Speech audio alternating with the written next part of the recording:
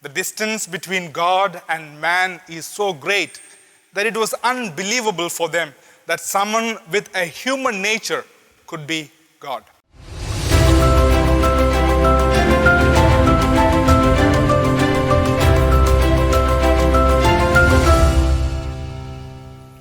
Dear brothers and sisters, the scene of the confrontation between Jesus and Jewish leaders continue. According to Thomas Aquinas, the gospel of the day can be divided into three parts. First, Jesus reproves the action of the Jews. Secondly, he defends himself against the charges of blasphemy. And thirdly, he escapes from their hands. The Jewish people became so aggressive when they heard the teachings of Jesus about who he actually is. He told them, "Before Abraham was, I am." This reminded them of the conversation of Moses with God. Moses said to God, "If I come to the people of Israel and say to them, 'The God of your fathers has sent me to you,' and they ask me, 'What is his name?' what shall I say to them?" God said to Moses, "I am who I am." Now Jesus uses the same name for himself. Thus he not only claims a higher position than Abraham and Moses, but also identifies himself with God. This was indeed a blasphemy for Jews, and they were angry and picked up stones to kill him. They became blind to all the good deeds he had done for them when it came to blasphemy. This was in fact the prime reason for them to crucify him. The distance between God and man is so great that it was unbelievable for them that someone with a human nature could be God. Now let us look at the defense of Jesus against the charges of blasphemy.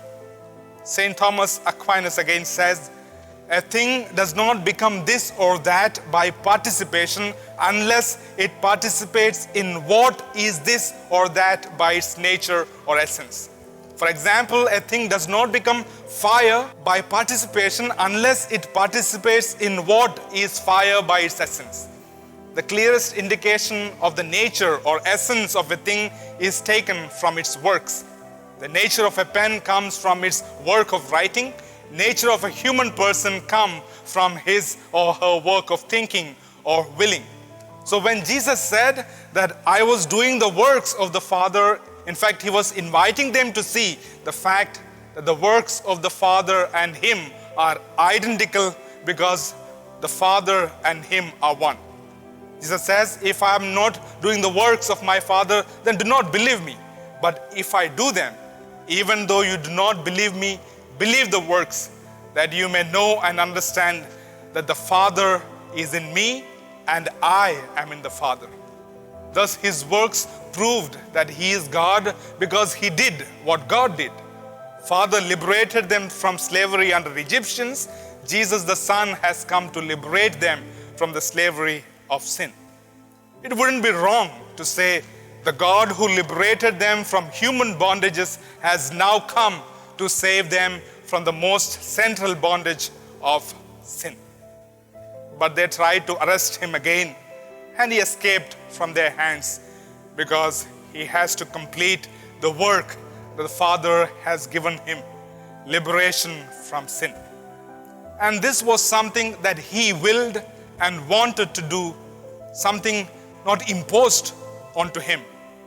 And he willingly dies for us on the cross and waits for that moment, the hour of the Lord. Amen.